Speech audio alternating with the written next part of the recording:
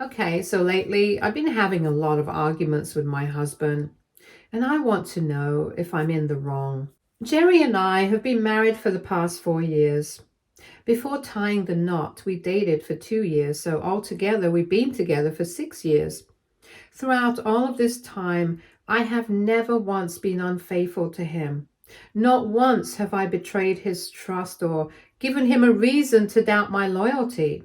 However, lately, Jerry has been accusing me of cheating on him, and these accusations seem to come out of nowhere without any basis or evidence. Looking back, it all started earlier this year. Jerry lost his job and was unemployed for 6 months. During that time, I became the sole breadwinner in our household, taking care of all the expenses and financial responsibilities. I tried my best to be supportive, constantly reminding Jerry that it was okay and that his only focus should be on finding a new job. But despite my reassurances, I could tell how much this situation was affecting him. He expressed to me on multiple occasions that he felt less like a man because he wasn't contributing financially. Adding to the strain were the comments and teasing from his childhood friends whenever we went out. They had this habit of mocking him, telling him how he was the woman in our relationship and making jokes about him not working. Although they probably thought they were being funny, I could see the hurt in Jerry's eyes. Those comments cut deep and made an already difficult situation so much harder for him.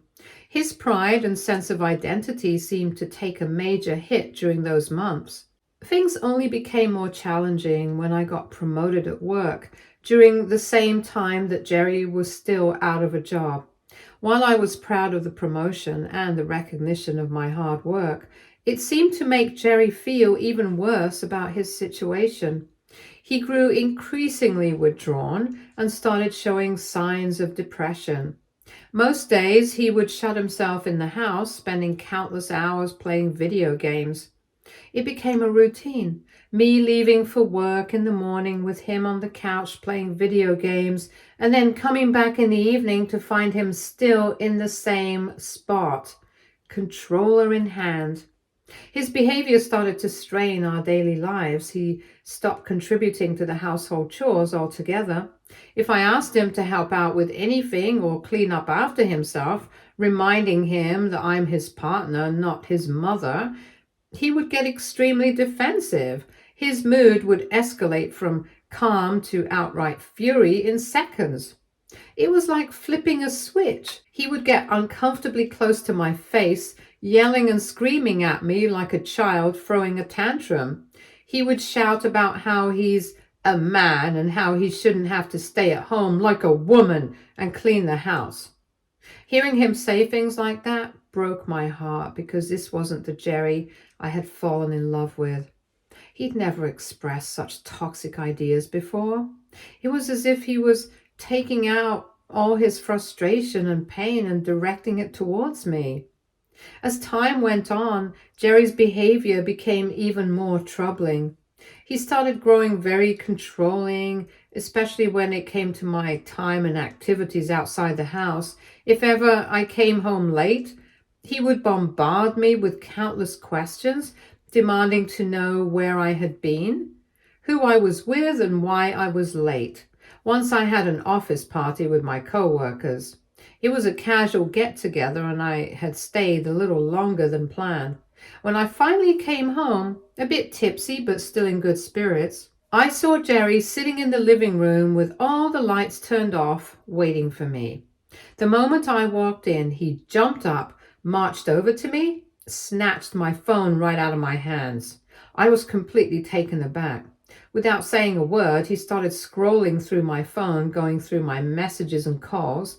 I stood there, confused and hurt, trying to process his actions. After he had searched my phone thoroughly and found nothing suspicious, he launched into a barrage of questions. Why were you so late? Are you having an affair? Who are you sleeping with? I couldn't believe the accusations coming out of his mouth. I had never given him any reason to doubt me, yet here he was interrogating me like I was a criminal. That night, instead of unwinding after a long day, I found myself spending hours trying to convince my husband that I wasn't having an affair. I explained to him repeatedly that I had simply attended an office party where nothing inappropriate had happened. I pleaded with him to stop this controlling behavior and reminded him that this wasn't the person he used to be. I couldn't understand what had triggered such insecurity and distrust in him. He finally calmed down and we could rest, and the next morning, Jerry was more subdued. He apologized to me repeatedly, his voice soft but filled with remorse. He told me how sitting at home all day had given him too much time to think, and how those thoughts had spiraled into bad thoughts. He said he didn't know how to make them stop, how to control the overwhelming sense of doubt and fear that had taken over his mind. After that incident, I suggested therapy, hoping it might help him process whatever was causing these changes. To my surprise, he agreed, though reluctantly. But before we could even schedule a session, though, something unexpected happened. Jerry got a job offer. It was a position he had applied for weeks earlier, only to be initially rejected. As it turned out, the person the company had chosen for the role decided not to join, so they reached out to Jerry and offered him the job instead. When my husband got the news, he was over the moon. His face lit up with joy, and for the first time in months I saw a glimpse of the man I had fallen in love with. I was genuinely happy for him and hoped that this new opportunity might bring some stability and positivity back into our lives. The job offer came with one significant condition. Jerry would have to move to a different city. While this presented a challenge, I encouraged him to accept the offer. It was a well-paying position, and more than anything, I wanted him to regain his confidence and get back on his feet. At first, Jerry was hesitant. He didn't want to leave me behind and even suggested that I leave my job to move with him. I immediately refused. I wasn't willing to give up my well-paid position and the stability it provided just to follow him to another city. He tried to convince me, saying that I didn't even have to work anymore with the income he was now going to make and that I could become a stay-at-home wife. I stood my ground and explained to Jerry that I had no wish to stay at home. My career was important to me, and my work had sustained us during the difficult months he had been unemployed. It wasn't an easy conversation, and Jerry was visibly upset. He argued that I was choosing my career over him, to which I honestly replied, "Yes, I am." It wasn't a decision made lightly, but it was one I stood by. Jerry had always known I was career-oriented, and while I loved him deeply, I was not going to sacrifice my career for him. He then told me that he could decline the job offer and maybe wait for another one, but I reminded him that this job was his best opportunity at the moment. He had no other prospects lined up. I urged him to take the position, suggesting that he work there for at least a year. If after that time he still didn't want to live away from me, he could always look for other options closer to home. In the end, Jerry agreed to accept the offer, though I could sense his lingering disappointment. After my husband moved to a different city for his new job, I won't lie, I felt a sense of relief. For the first time in what felt like ages, I could finally breathe. Coming home after a long day at work wasn't as exhausting anymore because the house was no longer a mess. There were no dirty dishes cluttering the living room, no socks or trousers thrown around randomly. Jerry still called me multiple times a day to check in, but at least I didn't have to endure the constant anxiety-inducing questions about where I was if I came home even an hour late. For the first time in a while, I felt free to meet up with my friends without any worries or accusations waiting for me when I returned home. It was like I was rediscovering a piece of myself that had been overshadowed by all the tension and conflict we'd been experiencing for the past few months. That's not to say I didn't miss him. I did.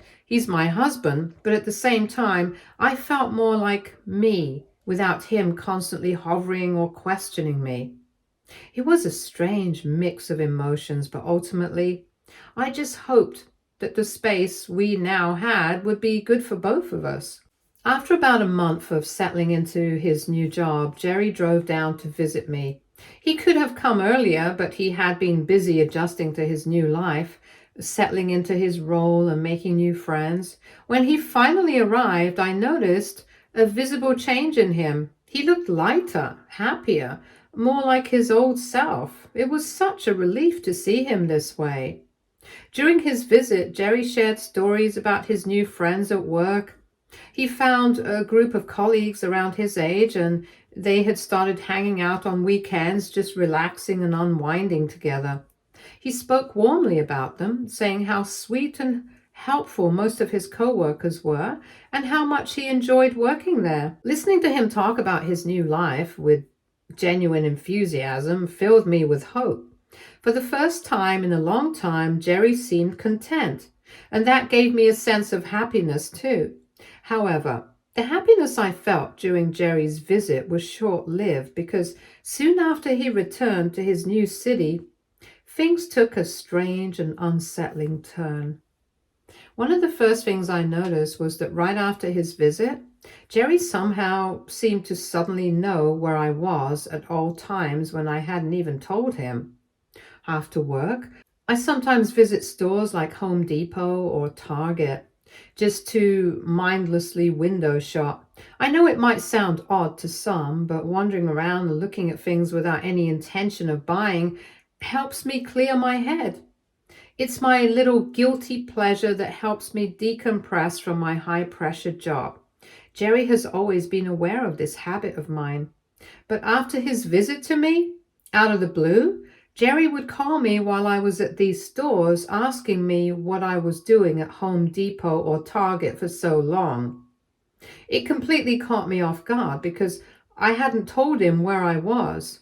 His timing was eerily precise. He would call me right as I was there. When I asked how he knew, he would laugh it off and say things like, "I know you very well," or "I've been your husband long enough to read your mind." At the time, I foolishly took his words at face value, thinking it was just a quirky sign of how familiar he was with my routines. It seemed flattering in a way, like he truly knew me, and I brushed off the nagging feeling in the back of my mind. I told myself it was probably just a coincidence or that he was joking. I didn't question it further. Looking back now, I can't help but see how naive I was to accept his explanation without digging deeper. Something about it didn't quite feel right, but I ignored my instincts. Then, just yesterday, I attended a friend's birthday party at a restaurant. A small, casual gathering to celebrate her special day. We were having a lovely time when, out of nowhere, my phone rang. It was Jerry. The moment I answered, he started yelling. His voice was frantic and he was accusing me of cheating on him. I was completely taken aback and asked him what he was talking about. His response shocked me. Jerry told me he knew I had been at a restaurant for hours, and to him, that could only mean one thing. I was there with another man. I couldn't believe what I was hearing. My voice trembled as I asked him how he even knew I was at a restaurant in the first place. His reply left me feeling sick to my stomach. He said, "Aha, I knew it, you're cheating. See, you can't be trusted. Now tell me, who's the man?" I was absolutely appalled by his accusations. It wasn't just what he was saying, but the way he was saying it. So full of conviction, yet so far from the truth. I told him to video call me right that moment, determined to prove that I wasn't doing anything wrong. When he did, I showed him my surroundings and the people I was with. My group of female friends. I watched as the anger on his face slowly faded, replaced by a sheepish, guilty expression. He realized then and there that he had jumped to conclusions and had been completely wrong. But I wasn't ready to let this slide. I stepped away from my group so I could talk to him. I then demanded my husband to explain how he had known I was at the restaurant in the first place. My heart pounded as I pressed him, saying that if he didn't tell me the truth right then and there, our relationship was over. Jerry hesitated, looking visibly uncomfortable, and then he finally confessed. He admitted that he had placed a stalking device in my car to track my location. My blood ran cold as his words sunk in. He told me that he had been monitoring my movements without my knowledge. Hearing those words, I felt a wave of nausea so intense that I thought I might actually vomit. A stalking device in my car? I couldn't wrap my head around what was happening. My husband, the man I had trusted and shared my life with, had done something so invasive and disturbing that I never would have believed it if he hadn't admitted it to me himself. My voice shook as I demanded an explanation. Why would he do this to me? What did I ever do to make him do this? At first, Jerry tried to defend himself, claiming that the device was for safety. He said he wanted to make sure I was okay at all times, but his lame excuse only made my anger boil over. I shot back at him, telling him not to insult my intelligence with such a blatant lie. If it were really for my safety, he wouldn't be using it to accuse me of cheating or calling me to interrogate my every move. This wasn't about protecting me. This was about controlling and monitoring me. That's when Jerry admitted that he had put the device in my car because he didn't want to be blindsided in our marriage. I was stunned. Blindsided? What did he mean by that? Jerry explained, his tone defensive yet almost pleading, that many of his new friends at work were divorced and most of them had been cheated on by their partners. He went on to say that hearing their stories had planted seeds of fear in his mind, making him feel more paranoid that I would do the same. He said he didn't want to end up like them, betrayed and blindsided.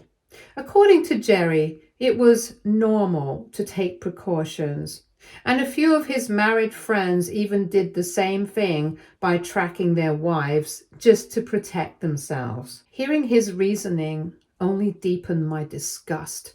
The fact that he thought this behavior was normal, let alone justified, left me speechless for a moment. I told him outright how horrified and violated I felt.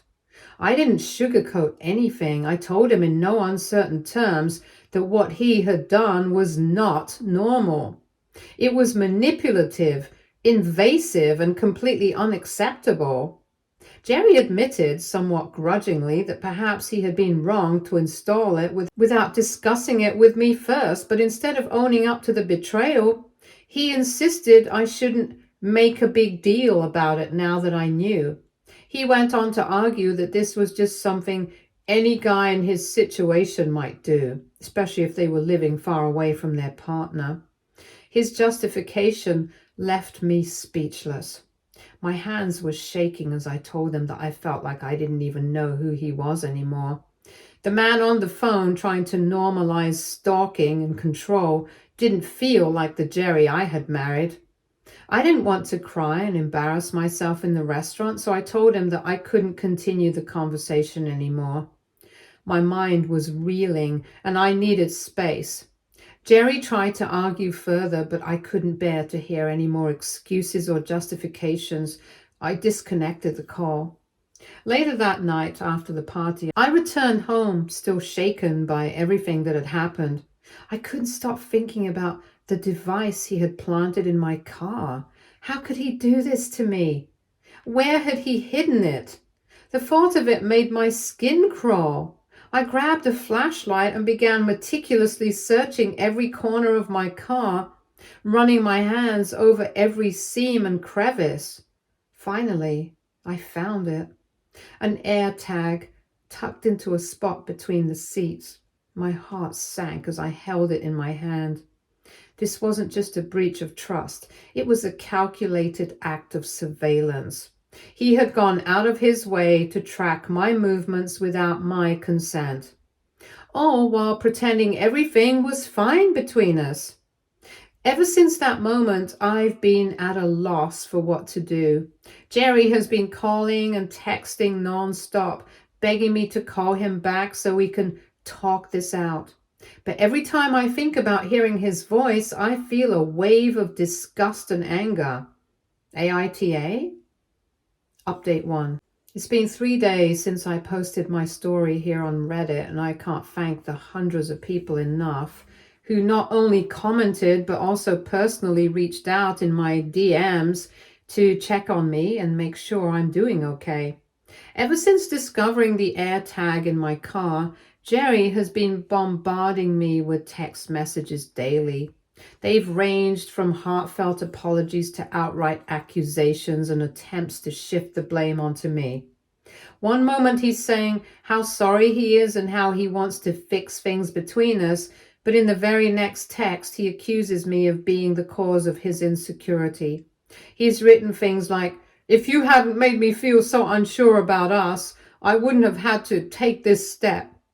It's like he's trying to rewrite the narrative to justify his actions and make me responsible for his paranoia. The most infuriating part is that he still insists I'm cheating. In one of his messages, he wrote that my anger about the tracking device only proves I have something to hide. He claims that if I weren't cheating, I wouldn't have any problem with him monitoring my movements. According to him, this is about making him feel secure and safe in our marriage, as though his feelings somehow justify invading my privacy and violating my trust. Reading these messages has left me reeling. It's as if Jerry doesn't even realize or care how deeply he's hurt me. His focus isn't on the betrayal he committed, but rather on twisting the situation into a reason to further control me. For everyone telling me that maybe Jerry was always this way and that this year has just brought out the worst in him, I guess you're probably right. Looking back, I can see that he always had a tendency to get jealous. But there were boundaries, lines he knew not to cross. We had our issues, sure. But there was a mutual understanding, an unspoken respect for each other's space. I thought we could work through anything as long as we were honest and communicated. But what's happening now feels like a complete shift. I don't know what happened to him, especially after he started his new job and made these new friends.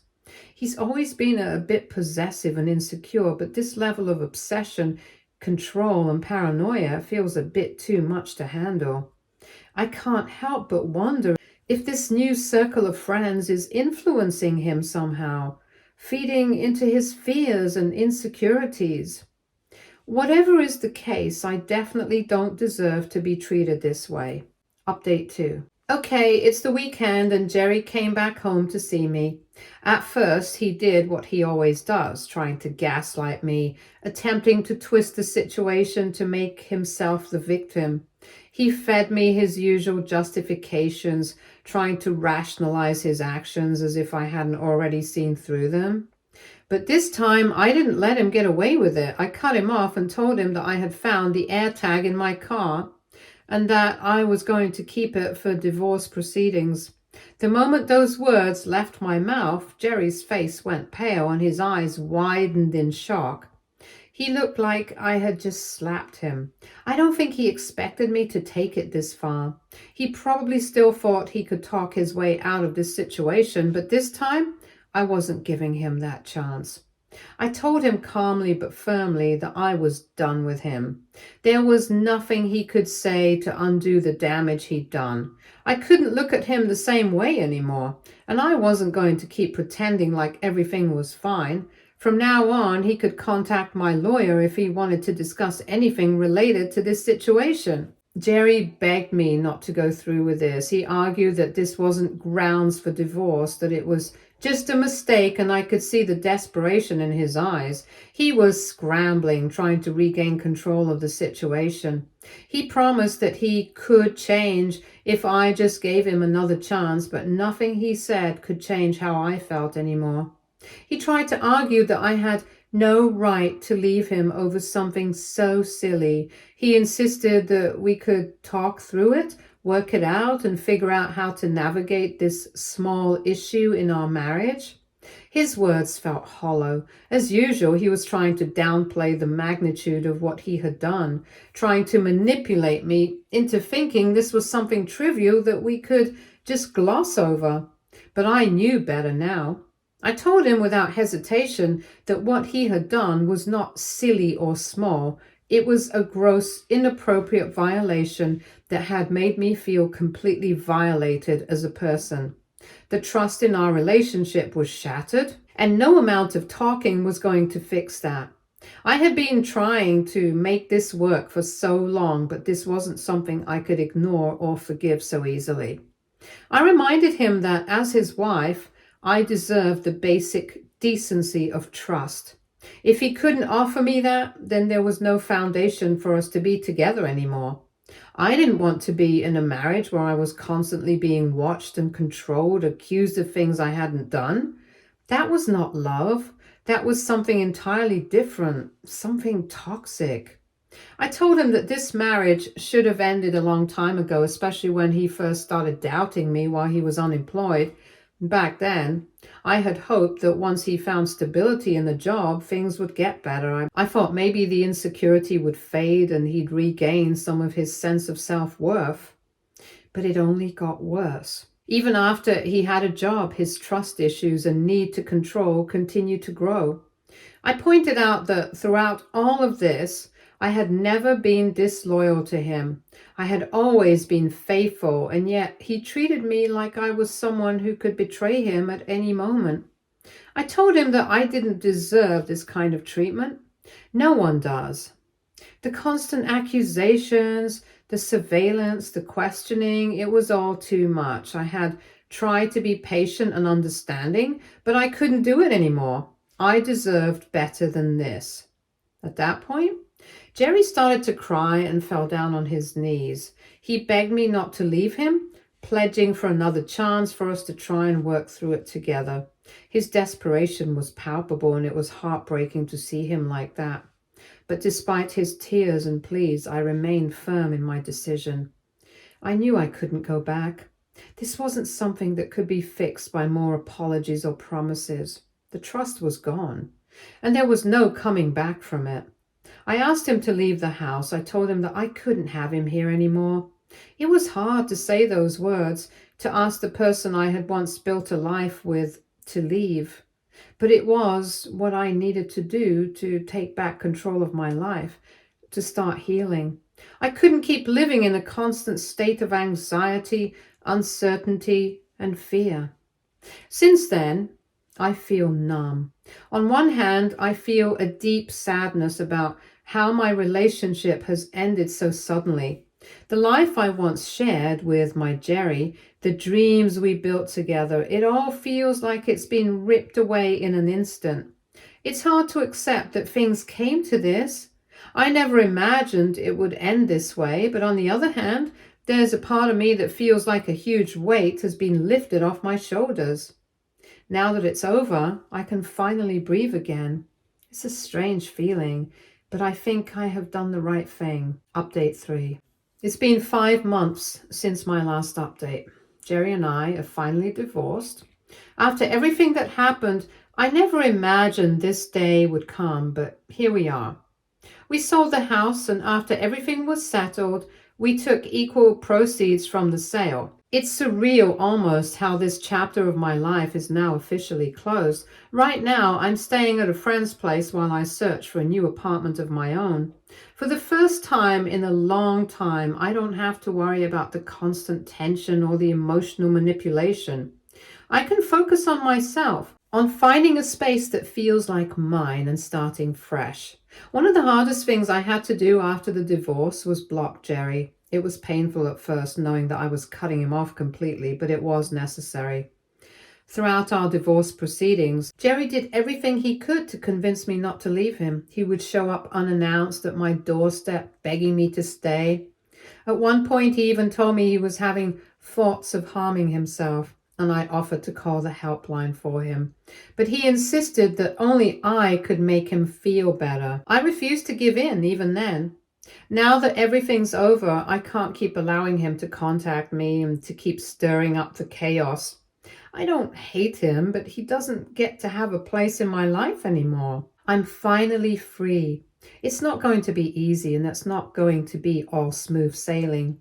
The pain is still there, but with each passing day, I feel stronger and more confident about the life I'm creating for myself. Stay tuned for more stories from our girl relationships.